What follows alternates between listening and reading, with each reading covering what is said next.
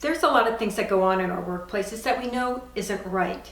But if you ever tried to do something about it, you were probably told not to get involved or it's not that big of a deal, just let it go.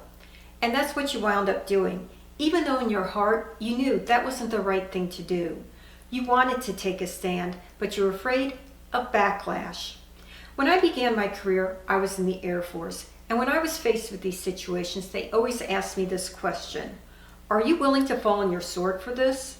In other words, is this something I was willing to sacrifice my career over? Now that's a question that's going to make you think twice, and it's going to get a lot of people to back off. But I always wondered, why is it so hard to stand up for what's right? So I began saying yes, and to shock them even further, I said, and look guys, I even brought my own sword. It's got my name on it too.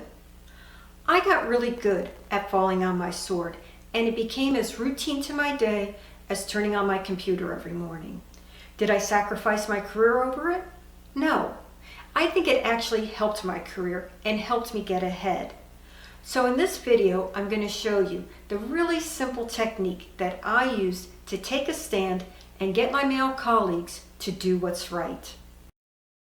We all know the difference between right and wrong, but we play a game and create a gray area where we justify our wrong behavior. But the longer we play in this gray area, the larger it becomes, and the more we justify unacceptable behavior. Now as women, we're conditioned by the blue zone to accept this gray area as normal, but we often forget how it's used against us to disregard unacceptable behavior. This is why our responsibility as women is to draw the line between right and wrong and enforce it.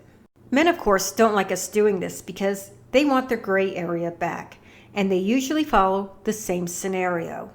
They begin by questioning our position, then drawing us into a discussion that then turns into a conflict.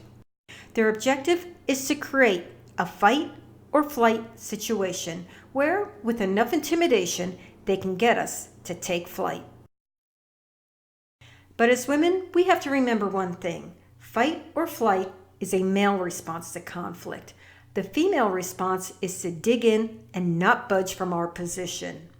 This allows us to draw and hold a line, and people are either on the right side of the line or the wrong side. So there's no need for discussion. We simply ask, which side of the line do you want to be on? And we let him decide. If he decides to stay on the wrong side, well then, that's his decision, and he'll have to live with the consequences of that. We simply take note and walk away.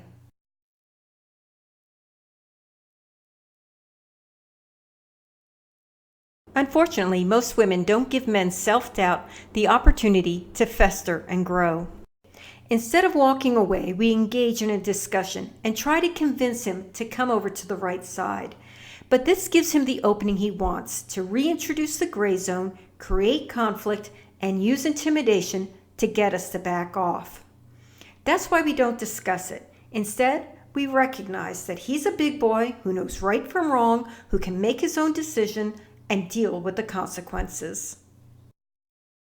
And when faced with a pure black and white decision, most men will decide to do what's right because they want to see themselves as good guys. There's also a lot of conditioning within the blue zone that makes men fear the finger of blame being pointed at them, telling them they did something wrong. And we also shouldn't forget that for whatever biological reason, men actually do care how they look in the eyes of women.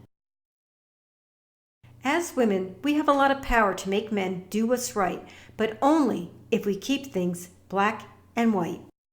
And yes, we will encounter unethical, immoral men who decide to do what's wrong because they think they can get away with it.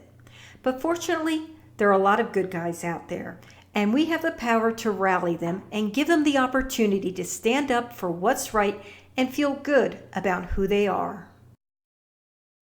Our blue zone workplaces don't give men enough opportunity to feel good about themselves, and that's one of the significant changes women can make in our workplaces. If we stand up for what's right, if we put the greater and common good ahead of personal self-interest, then we give everyone the opportunity to feel good about what they're doing and who they are. This is Doc Callahan asking you to help me turn the woman in the room into the women in the room.